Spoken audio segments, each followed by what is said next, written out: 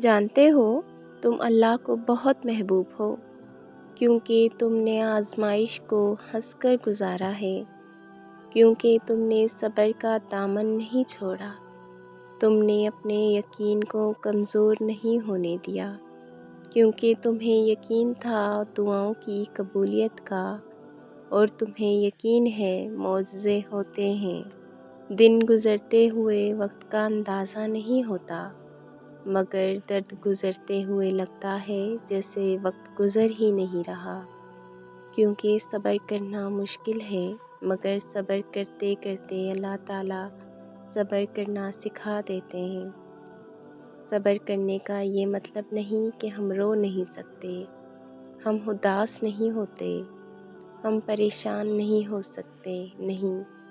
सब्र खुद इन दिलों में घर बना लेता है, जहाँ सब्र करने की चाह होती है, जहाँ अल्लाह को राज़ी करने की ख्वाहिश होती है। और फिर आजकल करते हुए दिन भी गुज़र जाते हैं और दर्द भी।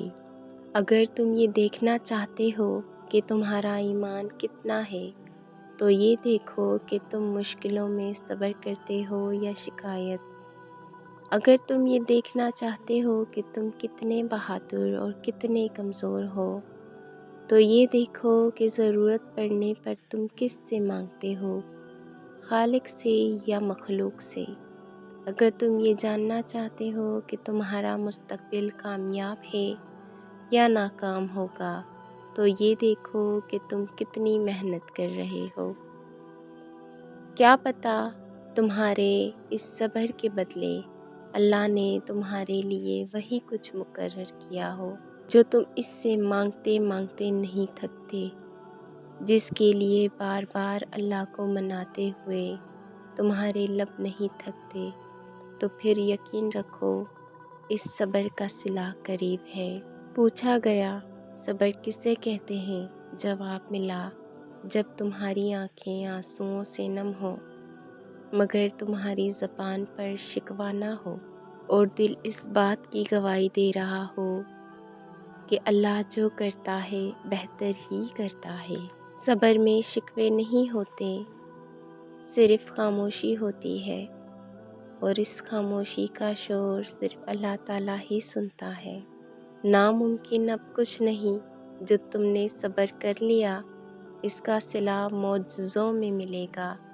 तुम बस अल्लाह पर यकीन रखो, तुम सब्र रखो तब तक जब तक अल्लाह तुम्हें नवाज ना दे, क्योंकि अल्लाह से लगाई गई उम्मीदें कभी राहेगा नहीं जाती। अल्लाह पाक ने कुरान पाक में फरमाया है कि जब बंदा बहुत परेशान हो जाता है तो फिर इसको तसल्ली दी गई है कि बेशक हर तंगी के बाद आसानी है। अल्लाह रब्बुल इज़्ज़त के सामने ऐसे गिड़गिड़ा कर मांगे कि अल्लाह पाक आपके आंसुओं को देखकर फ़ौरन अता कर दे। हज़रत अय्यूब अलैहिस्सलाम को इतनी बड़ी बीमारी में इतने अरसे के बाद जब सेहत अता की गई, तो अल्लाह पाक ने पहले से भी ज़्यादा नेमतें इनको अता की।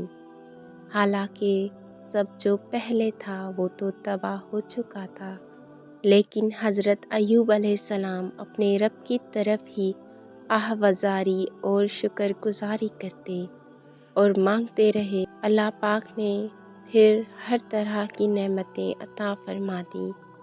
हमने भी हर हाल में असबाब को इख्तियार करते हुए सिर्फ़ अल्लाह पाक की रहमत की तरफ तवज्जो करनी है। इंशाअल्लाह अल्लाह पाक सबके काम बनाएंगे। सबसे बेहतरीन सब्र वो है जो तुमने अल्लाह की रज़ा के लिए किया।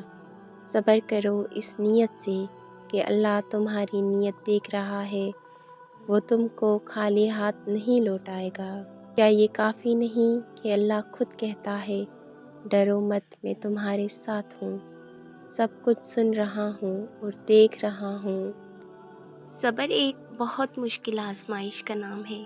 ज़िंदगी के अक्सर मकाम ऐसे आते हैं जब इंसान कहता है कि आखिर कब तक, मैं ही क्यों। और बेशक ये फितरती तौर पर होता है।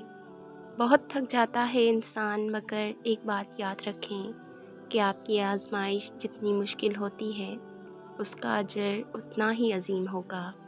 کیا پتہ تمہاری صبر کے بدلے اللہ نے تمہارے لیے وہی کچھ مقرر کیا ہو جو تم اس سے مانگتے مانگتے نہیں تھکتے، جس کے لیے وقت تہجد سر سجدے سے نہیں اٹھتا، جس کے لیے بار بار اللہ کو مناتے ہوئے تمہارے لب نہیں تھکتے، تو پھر امید رکھو، کیونکہ صبر کا صلہ قریب ہے۔ صبر وہ خوبصورت سفر ہے جو انتہائی بھیانک ہوتا ہے، مگر اس کی منزل حسین ہے، آپ تصور بھی نہیں کر سکتے۔ اس طرح سے دل ٹوٹ کر ریزہ ریزہ ہو جاتا ہے کہ اس کو جوڑنے کے خیال سے پہلے ہی انسان ہمت ہار جاتا ہے۔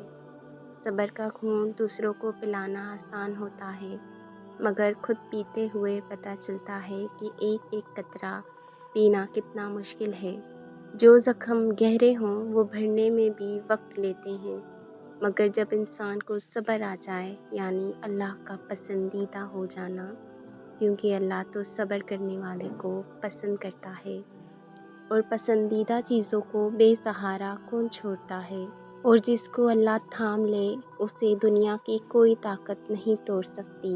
جب آپ بالکل ہمت ہار جاؤ اور آپ کی آنکھوں میں نمی ہو، دل بے ساختہ رو رہا ہو، زبان پر کوئی شکوہ نہ ہو اور پختہ ایمان ہو، ہمیشہ ایسے بسر کرو کہ دیکھنے والے تمہارے درد پر افسوس کرنے کے بجائے تمہارے صبر پر رشک کریں۔ بے شک صبر ایسی سواری ہے جو انسان کو گرنے نہیں دیتی، نہ کسی کے قدموں میں، نہ کسی کی نظروں سے۔ جب انسان کے پاس کھو دینے کو کچھ نہ ہو، پھر انسان اللہ کو کھونے سے ڈرتا ہے، بس اللہ کے قریب تر ہو جاتا ہے اور صبر کا دامن پکڑ کر چلتا چلا جاتا ہے۔ کوئی حسرت بھی نہیں رہتی، کوئی تمنا بھی نہیں رہتی، اور اللہ آپ کو ہر وہ چیز عطا کرتا ہے جس کا آپ کو گمان بھی نہیں ہوتا۔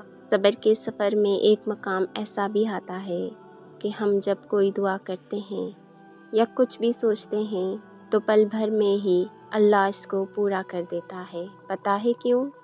کیونکہ اللہ جانتا ہے کہ تم نے کتنا صبر رکھا تھا۔ ہم جب اللہ کو چن لیتے ہیں تو یہ مقام اللہ خود بخود ہمارے مقدر میں لکھ دیتا ہے۔ اللہ تو چھوٹی سی چونٹی کا حق بھی ضائع نہیں جانے دیتا۔ پھر تم نے کیسے سوچ لیا کہ تمہارے ٹوٹے دل کے ساتھ کئے گئے صبر کو وہ ضائع کر دے گا؟ یقین رکھو، دعائیں نام پکارتے ہوئے واپس آتی ہیں جب قبولیت کا کن کہہ دیا جاتا ہے۔